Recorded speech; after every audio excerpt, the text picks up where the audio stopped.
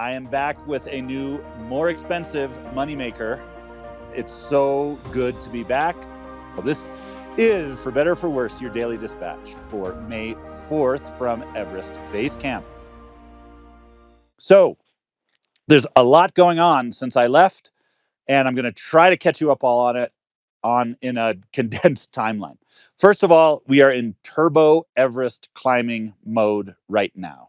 As you know, kind of the concerns around the icefall, all that stuff have kind of ceased to be an issue. People are saying now that the icefall is the easiest it's been in years. The two major obstacles are, of course, the big towering Serac of Doom and the slackline 5 ladder, bouncy bridge over the crevasse. But these are things that it seems like all of the expeditions are handling well and safely. And so far, things are going super smoothly. And Sherpas have been making back-to-back, high-altitude workers have been making back-to-back trips through the icefall, building Camp 1 and Camp 2. And they did work that normally would take weeks in a number of days. It's been super, super impressive to watch.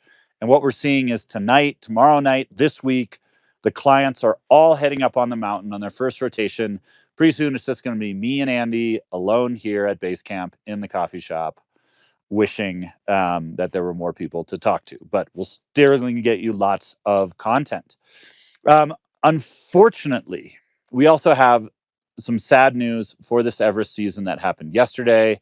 I wanted to save it to tell it to you in person, but we have had the first fatality of the Everest season. Yesterday, Lakba Dendi Sherpa, Lakba was 52, and he passed away hiking up to base camp, kind of to report for duty for the season. Lakba Dendi was a long-time sort of family member, worker, high-altitude Sherpa for Seven Summits Treks, and he'd worked with them for about 10 or 15 years. He was kind of a part of their family. His cause of death is unclear, but seems to be of natural or accidental causes. He literally was just trekking up the trail and passed away on the side of the trail. So it's one of those things where there can be debates around like, well, does this count as an Everest death or whatever? That's not a debate I'm interested in having. For us, it's part of this family, this Everest community. And Lakba Dendi is someone who we lost too soon and will be terribly missed. And it was a sad thing. It's one of those things where when you have 2,000 people in a mountain environment, there's going to be these kind of life events as well. But we want to celebrate and remember Lakba Dendi. He was quite an accomplished climber. He participated in over 30 expeditions across Nepal in his career. Summited Everest, summited Manaslu. He summited Makalu, which is extremely difficult, 7 times. And he was a super strong Sherpa. He was from the village of Gudel in Solukhumbu, which is maybe like 5-6 days walk south of here.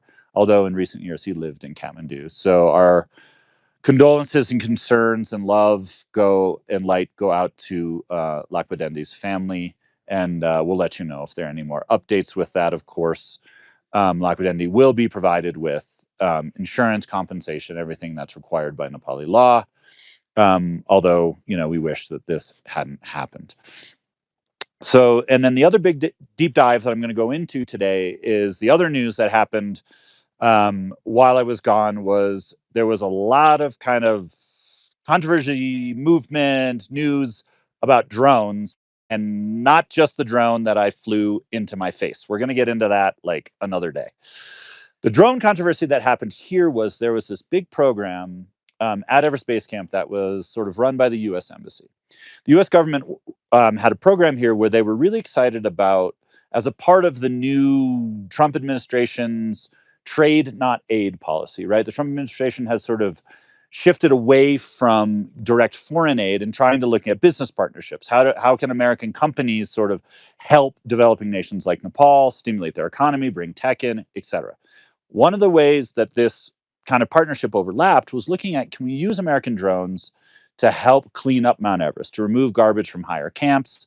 And they did sort of a trial phase this year with an American drone built by a company called FreeFly. These are really awesome drones, mainly used for cinema stuff, but they also can work to carry garbage and loads and oxygen up to base camp and whatever. It has about a 5 kilo, 10 pound, 10, 12 pound payload here at base camp. So there was this big plan to kind of showcase this drone. They had some VIPs from the sort of from this regional American government that were going to that planned to come out and see it, and everything was moving forward. But then late at night before the event, the permission given to Airlift Nepal. Airlift is the main drone operator here at Mount Everest. They operate these American drones. They had permission to operate these American drones.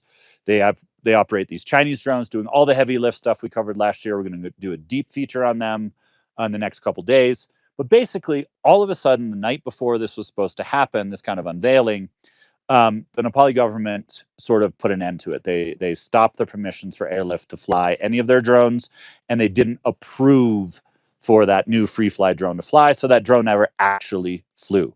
It just sort of sat at base camp. The VIP came anyway.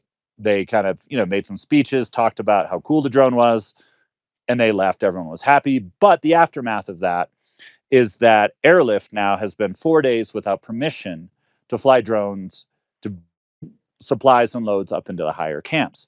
And this has created a bit of a logjam on the mountain for some expedition operators, because a number of people have really bought into this drone thing.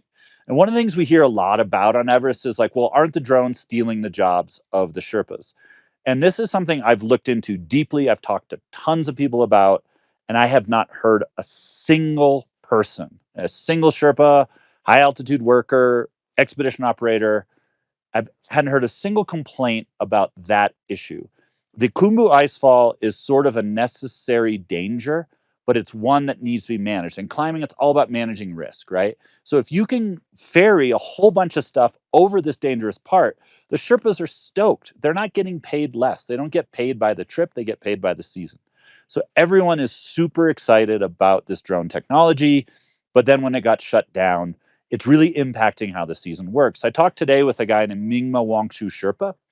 He's the managing director of Himalayan Sherpa Adventure. He has a British Army expedition this year with 11 clients trying to get up, and he had 1,500 kilograms of has 1,500 kilograms of equipment that he had contracted with Airlift to bring up to Camp 1, and that's stuck still here in base camp.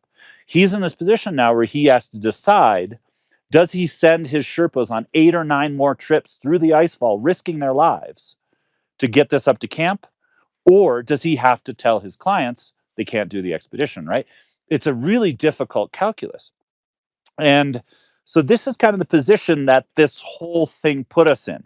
Why did the Nepali government cancel the permissions? I have not been able to get any direct information on that on the record. One would tend to believe that it has something to do with geopolitics, with the fact that an American VIP is going to base camp 3 kilometers from the Chinese border to fly American drones. I don't think the Americans would be stoked if the Chinese did that on the American border. I'm guessing there's something happening in that milieu, but it's not public, and I don't want to comment on it because I don't have any exact information. But there is a light at the end of the tunnel. The Airlift team, the Airlift project for these drones is a partnership between Airlift, SPCC, and the local government here in the Khumbu region. So they are all in Kathmandu right now, working with the government to sort these issues out and to get that permission reinstated. There's no promises, but it's looking like the talks are positive. So I'm really hoping we're going to have some great news tomorrow and maybe some drone shots in the next couple days of things resuming to normal. So overall, that's what's going on Everest. It's exciting. Things are happening. It finally feels like a normal Everest season. It's incredibly amount of work people have done to get things going on the mountain, and I know that pace is going to continue. We're looking at summits maybe like the 11th, 12th, 13th. Like there's potentially a weather window then. It's almost totally back on track. So super good news. The Everest stoke is high, and my stoke is high for being here with a new fancy lip. Any questions from the audience? Just thank our biggest audience to date, particularly someone from Mississippi. Okay, well, so we realize that you guys can't hear Andy telling the questions to me. So we want to thank our biggest live audience to date for tuning in for us. Thank you for someone from Mississippi for tuning in. Shout out to you. Tell your friends. Let's see if we can build the audience even more as the season goes on, because honestly, like, the fun starts now. These next couple weeks are going to be incredible. For those of you who are watching the replay of this, do sign up for our Basecamp VIP service, because you're going to be able to see this as it happens. You're going to get me messing up. You're going to get all the live stuff, and stay tuned for a very exciting reenactment of me flying a drone into my face tomorrow.